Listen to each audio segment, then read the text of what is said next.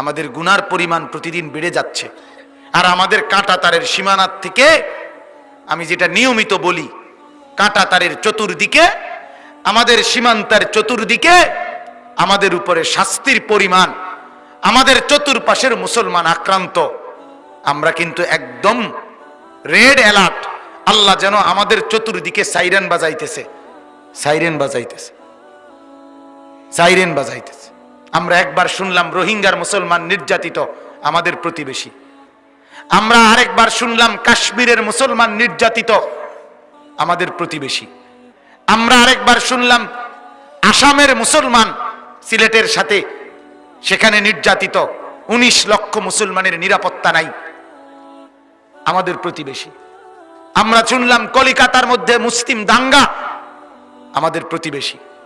আজকে আবার শুনলাম দিল্লিতে এই পর্যন্ত প্রায় 50-এর চাইতে বেশি মুসলমান শাহাদাত বরণ করছে।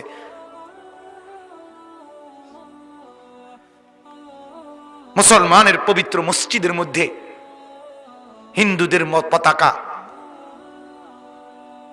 এই কারণে আমার বাপ, কারো প্রতি উস্কানির আমার দরকার নাই। আমরা শুধু আমাদের আত্মসমালোচনাই করি। আমাদের যে হালাত, একদিন ফজরের নামাজে কয়জন মুসল্লি বলেন? বাকি মানুষগুলো কি মুসলমান না? মহল্লার বাকি মানুষগুলো কি মুসলমান? কথা বলেন না কেন? কথা বলেন না, বাকিগুলো কি মুসলমান? কেন? শোনেন পরিষ্কার বাপ, বুখারী শরীফের হাদিস, মুসলিম শরীফের হাদিস। নবী বলেন, যারা মুনাফিক তাদের এশার নামাজ এবং ফজরের নামাজ পড়তে কষ্ট হয়। কাজে পরিষ্কার শুনে নাও মুসলমান, ফজরের নামাজের গাফেল মুসল্লি যারা, ফজরের নামাজ পড়ে না যারা, তোমার নবীর জবানে তুমি মুনাফিক, তুমি মুনাফিক, মুনাফিক, মুনাফিক। তোমার বিবি যদি নামাজ না পড়ে ফজর, তুমি মুনাফিক। তোমার বউ, তোমার ছেলে মেয়ে যদি নামাজ না পড়ে, তোমার ছেলে মেয়ে মুনাফিক।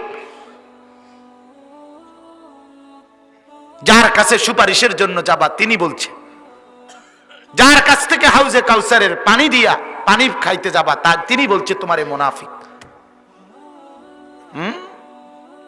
এটা খেয়াল করা। আজ আমাদের গুনার পরিমাণ বেড়ে গেছে।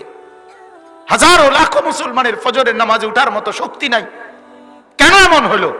হারাম রোজগার, অবৈধ উপার্জন, হারাম লোকমা খাইয়া যে ঘুমাইছে, এই মানুষের শরীরে আর জাগবার শক্তি নাই।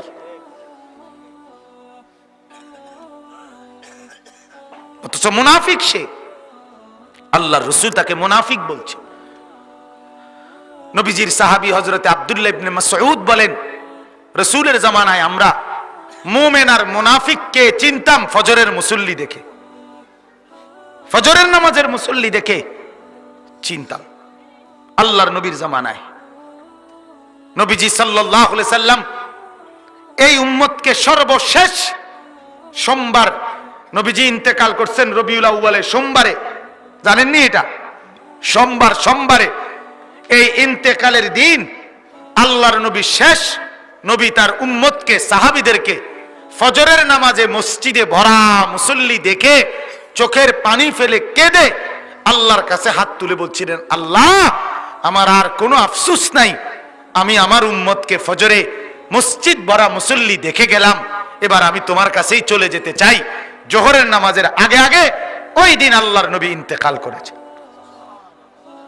উম্মতকে নবী শেষবারের মতো দেখছে কোন নামাজে? হ্যাঁ, কোথায় নামাজি?